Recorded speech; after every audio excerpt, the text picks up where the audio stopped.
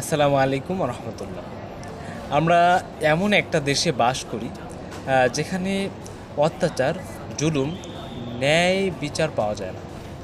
আমরা দেখেন যে কতগুলো শুক্রবার চলে গেল, কিন্তু আজকেও কিন্তু আমরা সেই মহান নেতা, জাতির নেতা বলা যায়, হাদি ভাইয়ের আজকেও তার অপরাধের তাকে তাকে যে হত্যা করা হয়েছে এর বিচার কি আমরা পেয়েছি?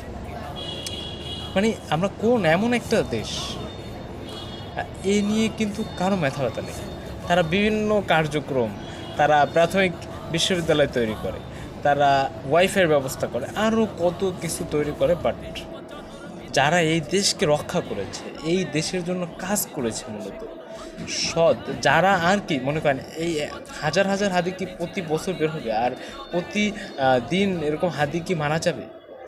একদিন এমন হবে যে আর কোনো হাদি বের হবে না, এরকম আর চেতনা, এই যে বাঙালির চেতনাটা, এটা কিন্তু একদিন টুমোর এটা শেষ হয়ে যাবে মানুষের।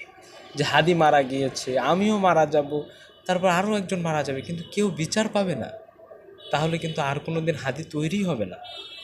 আমাদের উচিত এই হাজার হাজার হাদির দরকার নেই, কিন্তু একজন হাদিকেই আমরা যেন ভালো করে তার সম্মান, তার অধিকার, সে কেন মারা গেল, কেন তার শহীদ হওয়ার বিচার এখনও হচ্ছে না ভাই, এর অবশ্যই পদক্ষেপ নেওয়া উচিত। সবাইকে আবার সাড়া তোলা উচিত, না হলে কোনো দিন এই বিচার হয়তো আর হবেই না।